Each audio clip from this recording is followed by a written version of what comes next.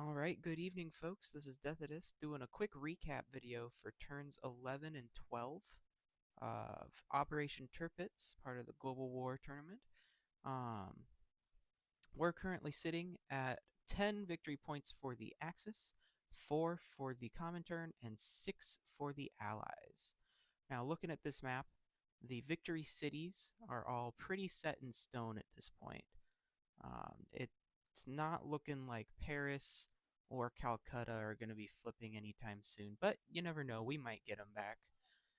There's still a few turns left in this game, 4 at minimum, but the rest of these, Festung Europa, that one can probably get sniped the last turn of the game, so that would drop the Axis down to 9. Spanish Civil War, Madrid, almost definitely not going to fall. The Especially with Gibraltar taken.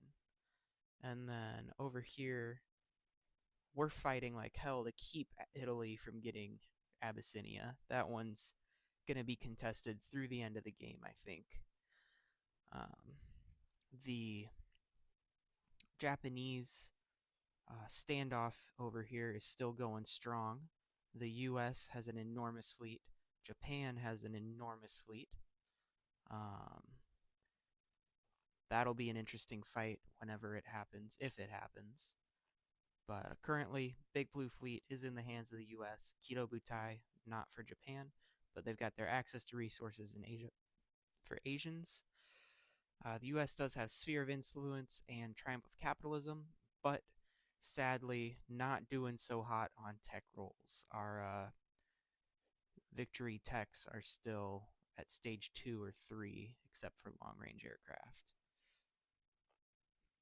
And then over here, Sun Never Sets, again, we're probably not getting that one. World Power, probably not getting that one.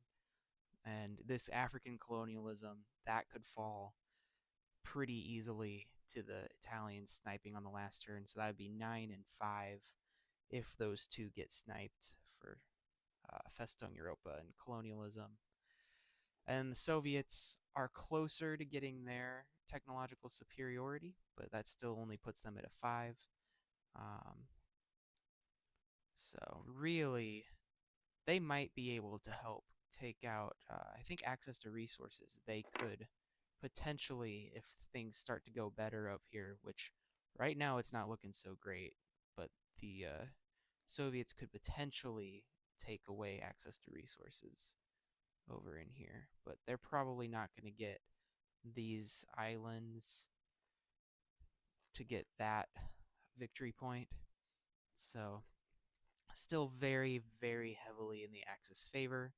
One of the things keeping it in Axis favor is the British fleet, you'll see, is a lot smaller here.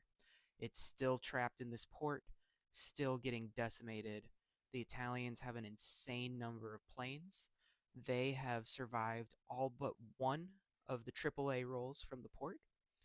And also, in both interception combats, they took 0 hits from the British and French fighters and killed a British or French fighter in each of the interception combats.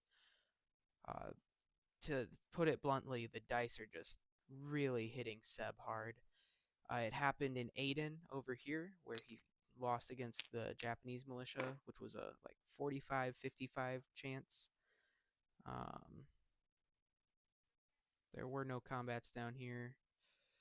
The interdiction rolls, those are about 50-50, and both of them went against Seb.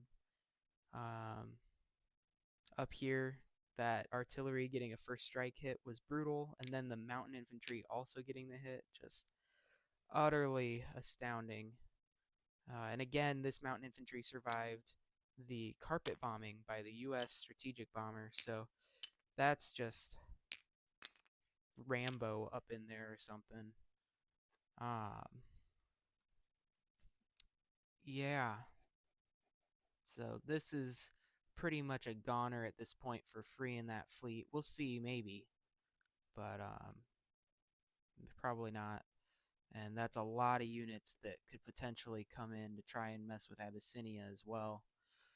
Got a big fight brewing down here, probably.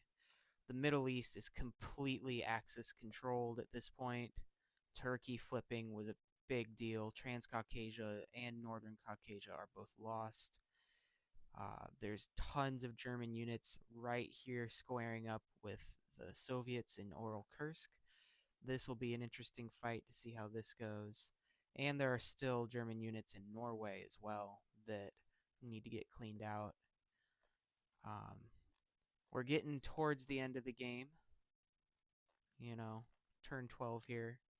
So there's still time for things to change, especially if these game ending dice change and don't go in the Axis favor. But Japan is making significantly more than the US. Germany is making significantly more than the US. Italy's kind of just there. But like the two powerhouses, I mean, the Soviets are barely making much of anything. The FEC and Anzac are basically cut off from the world, except for this Anzac transport plane. Here it is. We were able to sneak in that transport plane through Lend-Lease to northern New Zealand, which is now cut off. But that might be able to do some shenanigans over here.